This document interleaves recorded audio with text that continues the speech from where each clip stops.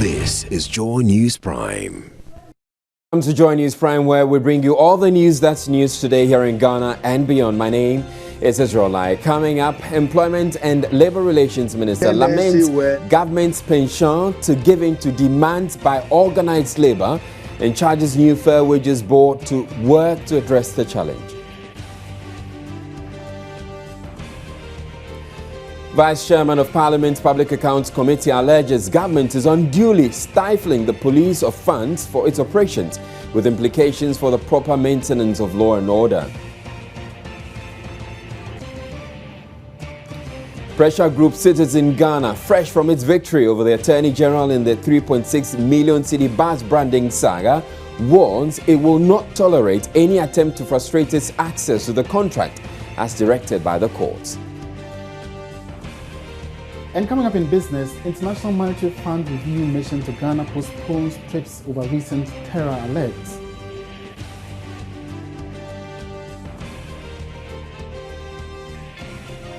And despite numerous complaints about their difficulty in acquiring passports, the country's processing center says there are thousands of finished passports whose owners have refused to pick them up.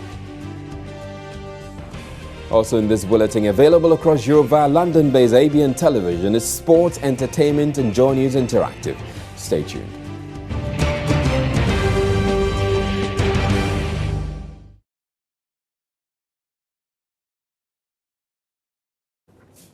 Government's penchant to giving to demands by agitating labour groups has been a source of disquiet for the Employment and Labour Relations Minister.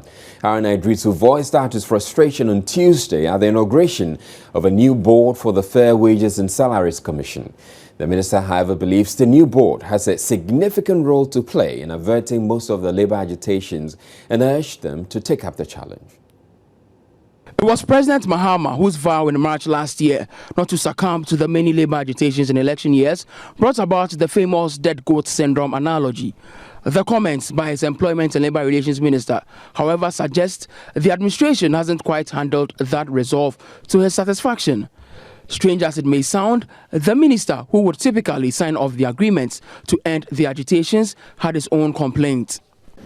There appears to be a growing trend that I must express a personal disquiet about. The tendency where workers threaten strike or embark on strike, and the immediate response from government sources is get what you want. We are giving you this amount or that amount, or we are engaging you for this purpose because you are on a strike action. By that single act, we are giving an incentive for people to continue to strike even when they have no basis. He is, however, hopeful the 7-member board mandated to deal with labor agitations would help out. Therefore, let me task and charge this board to be proactive and preemptive in order that we can avoid many of the instances where the industrial peace and harmony of this country is disturbed, largely by a clear lack of understanding sometimes of the law, sometimes of the process, and sometimes in managing the particular grievances that are concerned. And also, as you are aware, to manage the single spine pay policy. And again, the Fair Wages and Salaries Commission, a very important commission of government, because you are largely responsible for public service pay policy. Chairman of the board, W.K. Kemevo, pledged that labor agitations and demonstrations may well be a thing of the past because his board would implement the single spine salary structure to the letter. I pledge to support and cooperate with the Honorable Minister, the management and staff of the Fair Wages and Salaries Commission, and other key stakeholders to develop comprehensive strategies to proactively respond to the issues and challenges arising from the implementation of the single spine pay policy and other related matters, and thereby reduce to the barest minimum the tendency to do firefighting, as it were. Haruna Idrisu further tasked the new board to ensure high productivity in the public sector, commensurate with the salary being paid to public officers. Pressure Group Citizen Ghana movement could be spoiling for a new legal battle stemming from its recent victory over the Attorney General in the bus branding saga. An Accra High Court in that case directed that government make full disclosure in the 3.6 million cedis contract awarded Smarties to splash images of President Mahama and some of his predecessors on mass transit buses. The group says it will not hesitate to drag the AG to court again if it feels frustrated with unnecessary red tape. The Citizen Ghana movement sued government through the Attorney General over its bus rebranding contract with Smarties Management and Productions, which the group termed as a scandalous contract. Although the court ruled in their favor, they were asked to meet some requirements, including the payment of 1,000 Ghana cedis, after which the Transport Ministry will have 14 days to provide them with the details of the contract. If there is a cost to the information, you may be asked to pay for it. For instance, if you want a document and the document has to be photocopied for you, the photocopy may cost 50 cedis. If 10,000 people ask for the photocopy and that office has to photocopy 10,000 copies, it will be too much of a cost to them. So that is the reason why the judge says that if there is a cost to producing the information, then you should pay the cost. I think it's a reasonable thing. What we don't want is for that cost to constitute a barrier. That is also why we need a right to information law to specify exactly how much you should be charged for one photocopy, for instance. In our case, the judge, because these things have not been done in the right to information law, has given us the instruction to pay 1,000 cedis for the information that we are requiring. So once we pay the 1,000 cedis, they have 14 days to produce the information for us. In this particular case, it's the Ministry of Transport. But I'm saying that the general principle is that whoever you are requesting the information from should tell you how much it will cost to produce that information, and they must not make it excessive. According to members of the team, the court order will serve as a precedent for every citizen to request for information from any government institution, knowing they have the legal right, especially when they suspect any wrongdoing. Information is the currency of democracy. You cannot question the people who are working on your behalf if you do not know what they are doing. And they have the powers of states, okay, and they have all the information available to them. If they don't give it to you, you may not even know what has gone wrong. And many times we hear of these things when somebody comes to leak information, or somehow the information just comes out. In other words, the information that does not come out on the kinds of monies that are stolen, the kinds of corruption that go on, and all those things, we will not know.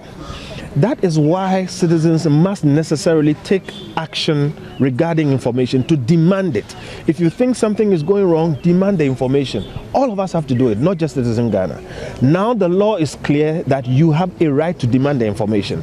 The law is clear that when you demand the information, it should be given to you. If everybody in public office knows that either today or later on, the information on what they are doing can be demanded and has to be produced, then they are going to be careful, one, what they do, and they are going to be careful, two, to record what they do properly. And because of that, we will get good governance. Meanwhile, the group is urging the public to support it financially to meet its target of holding public officers and government accountable. This is an opportunity for us to appeal to everybody out there, yourselves included, as journalists. We are all stakeholders in this thing, and we have given up our time and our resources so far. We are taking the risks, which can be real risks sometimes. And so we are, appealing that others should support us in any way that they can, especially financially. This 1,000 cedis, for instance, we have to go and pay in court. Whose money? We are going to have to do a silver collection. We have incurred a bill, so far with all the legal processes that we've taken. So it's actually quite tough. And we want you in your work to also put it out there that we'll be giving out some mobile money numbers that people should donate to us. It doesn't have to be a whole lot of money. This is how democracy gets entrenched. It's when citizens take an interest in how the government is run and take an interest and make sacrifices for things to be done right. So, I'm appealing to you to appeal to the rest of Ghanaians to come to our aid. Now, the new court complex in Accra, recently inaugurated by President Mahama, has significantly modernized the justice system and generally made both lawyers and their clients happy, not to talk of the judges and other court staff. It hasn't all been smooth sailing, though, as the new complex has come with its own complications, with the number one complaint being the limited parking space and how long it takes before entering the facility with a vehicle. Vice President of the Ghana Bar Association, Tony Forsing, adds that hundreds of court documents and case files apparently also got misplaced during the relocation to the new court premises. In an interview with Adun News on some of the challenges with the new court complex, Mr. Forsing, however, urged government to ensure funds are released in good time to ensure regular maintenance of the structure. For now, the major problem which has befallen all of us was, I think, the movement of files from the old court to the new courts. I don't really know exactly what happened in the judicial service in terms of the movement of the files, but a lot of files have been misplaced, and that's of course led to the delays which were there already. I don't know what occasioned it, but the problem that we are facing, that some of the files cannot be found, and it takes a long time to trace the file, and of course the litigants will be suffering whilst the delay is going on, because as for the judges, they are willing to work, but if the file is not available, there is very little they can do. So the judges especially have been accommodating with respect to this one, but I believe that with time, whatever went amiss will be corrected. That is the first major challenge. The second major challenge has to do with parking. That is a big issue. I think the space is too small, and a lot of the lawyers have complained. In fact, there is engagement between Her Ladyship, the Chief Justice, and the leadership of the bar with regards to parking. Indeed, the Cocoa Affairs area is now being used for parking, but it is at a fee, and we are managing as it were. But because of the space available, what happens is that, especially in the mornings, there's a long queue of cars trying to get access to the courts, and that of course leads to delays for both the lawyers and the judges. So that is a major sticking point that has to be addressed, and addressed quickly. But that aside, I believe that this is a major step in the justice delivery system, moving the courts to that building. I mean, it's beautiful, and I hope and I pray that enough money will be given to the judicial service to maintain that edifice. That is my biggest prayer, because for now, almost everything is working. But with use, a few things will fall apart, and definitely there must be money to keep the place going so that we all benefit from this laudable achievement. So for now, the major challenge of parking aside, I think that everyone is feeling comfortable working in the new surroundings. How about technology? They've deployed a lot of technology by way of the recording of the submissions of lawyers, and so far, I haven't been to court too much these days, but so far, I think it is not too bad. I mean, the proceedings are fast. In fact, with some of the courts, the courts that I have been, the lawyers have access to the screen as the person is typing. So corrections can be made as and when you see that there's something wrong. And so far, I think that it's okay. I mean, you can't ask for too much.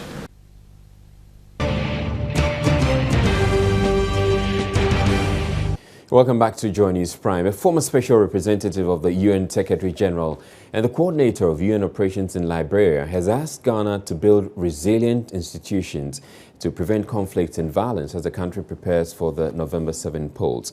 Karine Lundgren says people can only act orderly when they believe in institutions that have been set up to address their grievances. She spoke with Beatrice Edu after addressing the 4th Kofi Annan Hammersholt annual lecture at the Kofi Annan International Peacekeeping Training Center in Accra.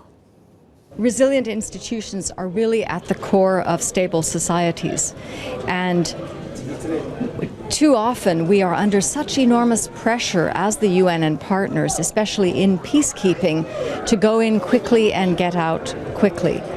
But rebuilding a society is not a technical fix, and for many years, typically after conflict, those societies remain fragile. So these big UN reviews from last year recognize that it's an ongoing process of addressing fragility, building inclusive societies, and these stable institutions. So one of the very big challenges we are now faced with is for the United Nations and for all partners to be singing from the same song sheet, to have a shared analysis of what needs to be done to help countries stabilize and become less fragile, and then to implement it in concert. Africa is extraordinarily fortunate in having the regional and sub-regional bodies it does. From the AU, whose role and capacity have increased tremendously in the past decade, to ECOWAS, to the East African Community where I served before in Burundi. And of course, ECOWAS has an extraordinary history with Liberia. The role of ECOWAS in Liberia changed Liberia, and it changed ECOWAS. So we see the possibility for ECOWAS to be even more than it is today, to focus on what it is among its member states that will help keep them stable, what needs to be reinforced. And when we look at cross-border threats today, we have to acknowledge there are serious cross-border threats which countries are facing, from trafficking to terrorism. The ECOWAS member states really have an opportunity to use their membership to focus on these threats as well. In an interview with Joy News, a former UN senior governance advisor, Professor Bafo Adjuming-Dua, also warned mass joblessness among the youth in Ghana could breed terrorist groups in the country. Somebody was asking about evidence-based. You take your car and drive on the main streets of Accra, and you see troops filing all over the place, either begging or selling all kinds of items. It's a strong indication that our young people do not have jobs to do. But more importantly, if you take a survey of young people who have graduated from our universities over the past 3-4 years, you'll be amazed to find that a sizable majority do not have jobs. Most of them are staying home. I have people like that who come to me all the time. So when young people get restless because they are not being engaged, you can imagine the kinds of things they will begin to imagine for themselves and for their communities and for the country. So there's also a danger that any country that's unable to provide opportunities for its people to be engaged, you are most likely to find such people getting involved in all kinds of anti-social activities, including criminal activities and, at the very extreme, terrorism. Is the situation that bad in Ghana? I mean, looking at all the security threat alerts that we've received recently, would you say that the situation is so bad people could easily just fall into the hands of any of these terrorists? I wouldn't say the situation is that bad. I mean, it's bad, but not very, very bad. And I think by and large, the communities, the society, the government as a whole, we are making efforts to engage these young people. But because our economy in terms of industries have been shrinking, job opportunities that are normally created by the private sector are not there. And the government is not in a position to employ everybody. So therefore, I think the government should create an environment that will enable the private sector to expand, because the more they expand, of course, the more hands they will need in the expansion. And that is what employment is all about. So we need to shift focus away from government creating jobs. That's part of our economic difficulties, to really allow the private sector to create the jobs. So you're talking about entrepreneurship? Of course, entrepreneurship, industries, manufacturing, all kinds of things that are going on, that from reports, some of them beginning to close down because of either overtaxation or inability to access credit. In other words, there should be a framework, a policy framework that will incentivize the private sector to expand and to employ. Finally, from me, quite recently, the Vice President, when he addressed the university students from the University of Professional Studies, he talked about, or he encouraged them, that instead of coming out of school and looking for jobs, they should create those jobs. And you've just spoken about the need to create the environment. Apart from the taxation bit and then the difficulty in accessing credit, what else could be done by government to ensure that the needed environment is there for such, adventures? It's quite easier for you to say graduates should create jobs. When they go to school for 4 years and are not taught how to create jobs, they cannot leave the universities and come and create jobs. It's not possible. So if you want them to create jobs, make sure your educational institutions are preparing them with the skills that are needed to create the jobs. I don't think that's what we are seeing in our institutions. Maybe with this new idea of converting polytechnics into technical universities, maybe these are the institutions that are going to provide the skills and the talent, the knowledge for them to create jobs.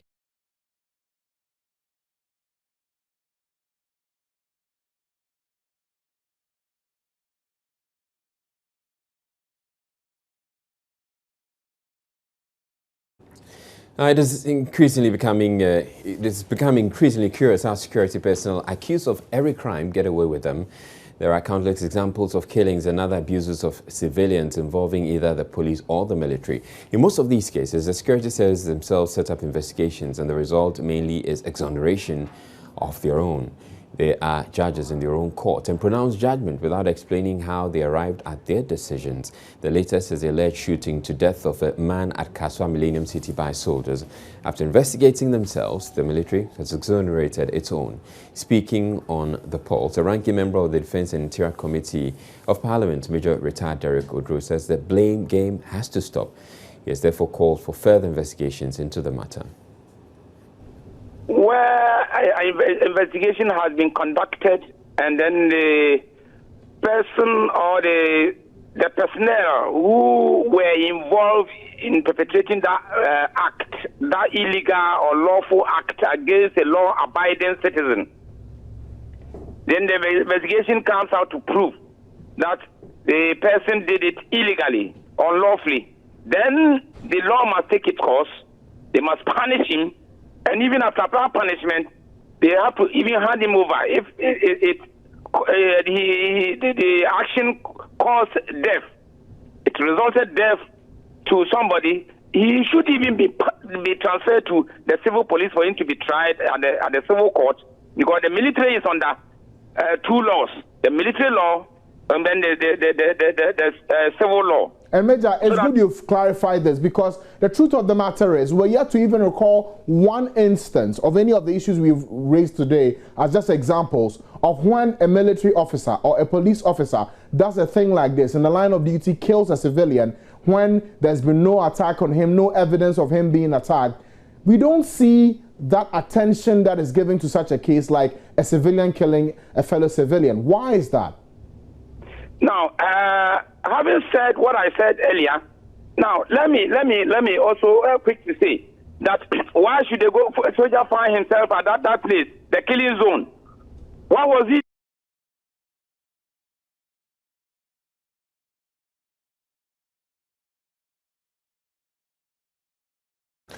Vice Chairman of the Public Accounts Committee has cautioned government's failure to fully disburse the budgetary allocations of the police service is taking a toll on its operations.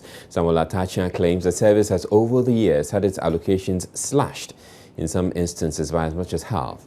This, he says, affects the recruitment and the purchase of key essential goods and services necessary for the operations. He tells parliamentary correspondent Alton Brobe the development could be dire for the nation if it is not addressed before the anticipated November 7 general elections. Following concerns raised by some members of the committee, Deputy Minister for the Interior, James Agaga, told the Public Accounts Committee government is working towards fixing the budgetary release to the service. He also announced plans for a major recruitment exercise for the service.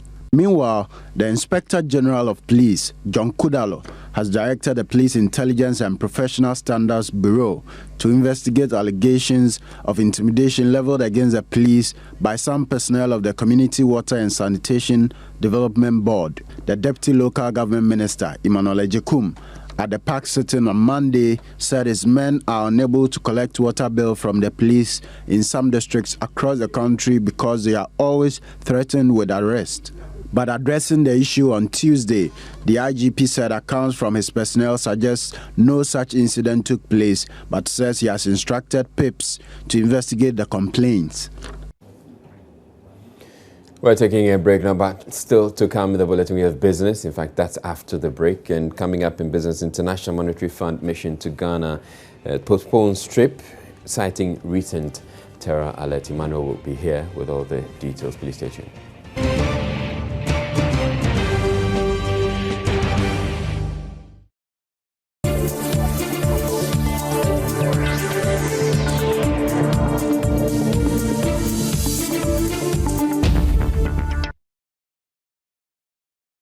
Right, so time for business, and Emmanuel is here. Apparently, Emmanuel, the terror threat or terror alert that came up recently had some business implications. It has to do with the IMF postponing a trip. Exactly. But I mean, I keep on wondering, does it mean that next week when we're told they're going to be coming in, that terror alert or threat would have been over?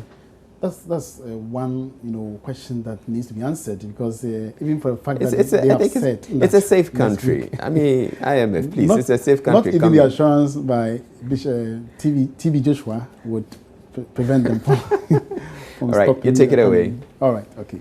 The current threat of terrorist attacks on the country has forced the IMF to defer its review mission to Ghana to possibly next week. The IMF team was scheduled to begin a third assessment of the country's performance under the program this week, but latest information indicates this has been rescheduled. George Yafe has more. The visit by the IMF mission, which should have happened from today, would have been the third review of Ghana's performance under the program. So far, Ghana has passed all the 2 reviews carried out, resulting in the disbursement of over $300 million to the country. Joy Business is learning that the postponement was influenced by a warning from the internal security of the fund based on the recent terrorist threats in Ghana. Sources say it is likely that the mission visit might come on from next week. A leaked memo from the security operatives in the country last week confirmed that Ghana and Togo are the next target for Islamic militants following high-profile attacks this year in Burkina Faso and Ivory Coast. The review is seen by many as critical because if government passes the test, it will not only pave the way for the release of about $116 million, but convince investors that government is on track to stabilizing the economy and implementing programs, especially in an election year, to match revenue with expenditure and control its rising debt, which stood at 97 billion Ghana cedis as of December 2015. According to the leader of the IMF mission, Joel Tijas Bennett, Ghana is so far on track in meeting most of the targets set under the 3-year program, which will see almost $1 billion being released to Ghana at the end of 2017.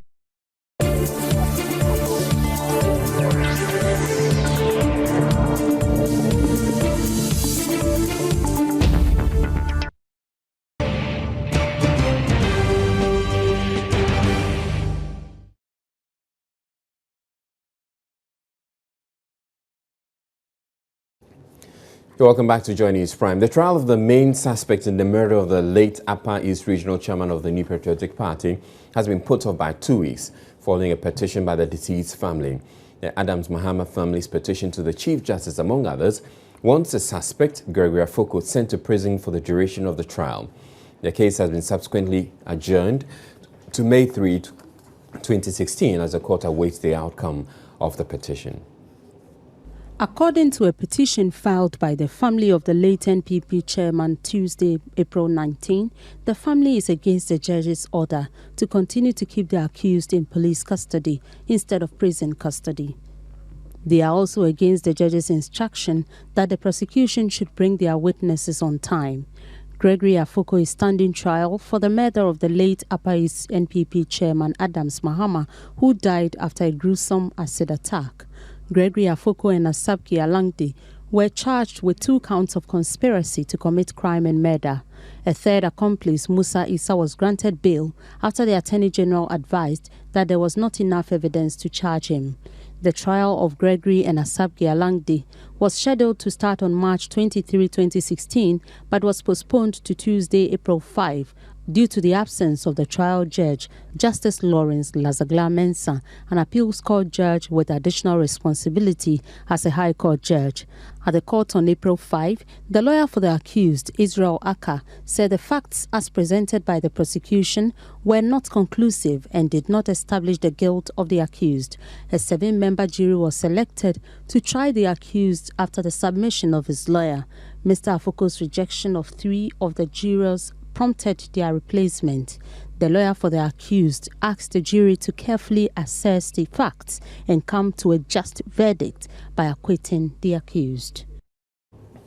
Well, the New Patriotic Party is piling pressure on the Electoral Commission to undertake a validation exercise ahead of the November 7 elections. There is an ongoing controversy over whether or not the Justice VCREC CRAP committee recommended the exercise or not. The 5-member panel, which was established to probe concerns over the credibility of the register, has already stated it did not recommend any such move. Following an NPP-backed demonstration by Let My Vote Count Allowance a fortnight ago, the party is still pushing for the EC to implement the validation exercise. Speaking at a press briefing on Tuesday, Communications Director Nana Komia says they will not give up on the fight. Why should there be a difficulty? Why should there be a controversy? There shouldn't be any difficulty in the Electoral Commission accepting and building consensus to implement what the committee has said. Will the Electoral Commission be going ahead with the exhibition process as a way to clean the register when its own panel has shown very clearly that the exhibition process will not be viable in cleaning the register? Because as we all know, the integrity of the voters' register is at the center of having credible, acceptable elections. All of us know that this register hasn't got the needed integrity. The Electoral Commission, fortunately, has appointed a committee. The committee has brought up a middle way. What the NPP is saying now is that the middle way that has been proposed by the Electoral Commission's own committee, we think that that should be the basis for cleaning the register. After the press briefing, Nana Komia told Joy News in an interview that the EC must come out to state its official position on the 5-member panel's report. We don't understand it. That's a question that will be best answered by the Electoral Commission. Because you set up this panel. The panel has used public funds. They sat for some period. These are eminent people. They spend their time, their energy, their resources, their expertise. They've come out with a report, very clear. The Electoral Commission up to speak, and the panel report has been available for at least 4 or 5 months. They haven't commented. So we also find it quite strange. And what do you think this takes away from the entire process? What we believe is that if you've appointed a panel and they've brought a report, at least put the report, let's see what aspects can be used, and if some aspects cannot be used, why they cannot be used. So at the very least, the Electoral Commission could have convened an IPAC meeting and said, this is the recommendation of my panel. Let's see what aspects we can adopt to clean the register. That has not been done. We find it quite strange, and it takes away from the process. What does it take? That's what I'm asking. What does it take away? Well, if you appoint a panel and the panel has brought a report and you totally ignore it, it takes away from the process. At least, let's even consider it, and let's all take a decision as to whether we'll work with it or not. That hasn't happened. Now, despite the incessant complaints by applicants about the difficulty in acquiring passports, many of these applications are not followed through. Checks by Joy News indicates there are more than 6,000 such unclaimed passports at the various centers throughout the country. The regional passport office in Kumasi alone has more than 1,000 of the biometric passports which appear to have been abandoned by the applicants.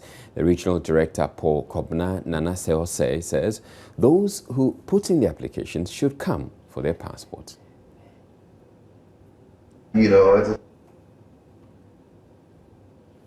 people rush in for passports, and when the passports are ready, it's rather difficult getting them to come for the passports.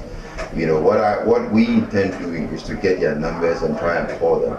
Alternatively, we're trying to use this medium, for instance, to reach out to the general public, that those who were able to apply for a passport within a period of January to November last year. I mean, the passports are ready. They've been lying here for quite some time now, and we want to use this medium.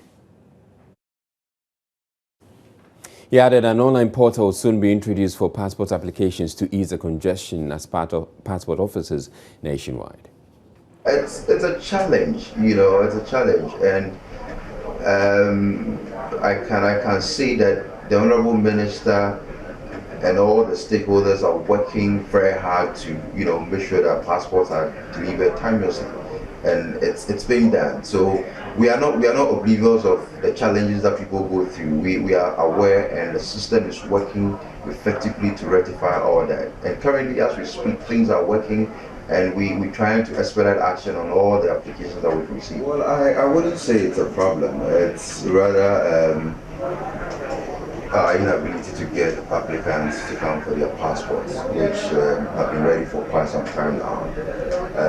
I took over as the head of this passport application center about three weeks ago, and I realized that we have a lot of passports which are ready, and applicants are not coming for them. So there's a need for us to find an avenue of reaching out and letting them know that their passports are ready, and that it's imperative that they come for them.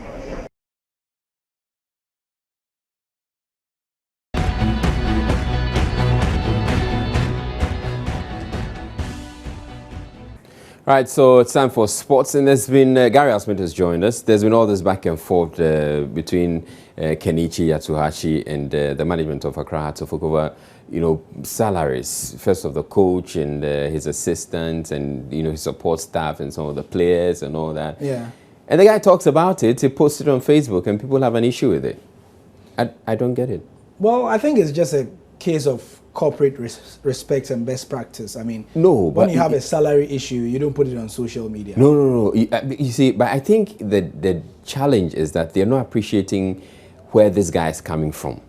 Yes, but where this guy is coming from, yeah, they speak their minds. Okay. Including stating how much you earn. No. And again, it's about their salaries don't delay this way. Okay. They speak up. Okay. Okay, and if the guy is speaking up, they should allow him to speak up. We, the fans of Accra House of Folk, don't like it. Okay. This is Kenichi. Sushi Soccer. Yeah, the guy who introduced Sushi Soccer. And we're happy with him. Point well made. They should pay him. And I think a lot of fans echo your sentiment as well, but equally, a lot of fans also feel that he didn't do it the right way, because it was not as if he had spoken to management about it. Are you sure? Yes. It's come out. He was even invited to a meeting yesterday, and he didn't turn up. And has he said yes, that, has he admitted that indeed he hadn't spoken to management about it? No, he said they spoke to him, but only to offer him if you look at the Facebook post, only to offer him his salary. That was last week, Monday. Okay. So that was it. They should resolve it. Yeah, that's it. With the fans. Yeah.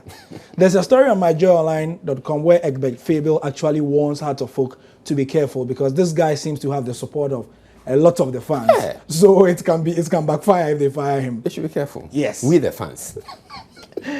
Are you a fan of Accra Heart of Folk? Well, where do you stand on this issue? However, Coach Kenichi Yatsuhashi's future will be decided after May the 2nd, and that's how we begin the sport here on Prime. I'm Gary L. Smith. Kotoko and Hearts play in Accra on the 2nd of May. After that game, depending on what happens and the politics, Opariado, the Hearts PRO, says he may be fired or he will stay. decided that before a decision is taken, we have to concentrate on the 2 matches that we have against Wafa and Ashgold, and probably the third one against Kumasi Asante Kotoko, because we don't need any distraction. If we are not able to win these games, that will be more damaging to the career or to the future of Hasselhoff. So we believe that these are the important things that we have to do. So anything concerning whatever the decision will be on the coach's comments or Facebook, we will bring out later in a press statement.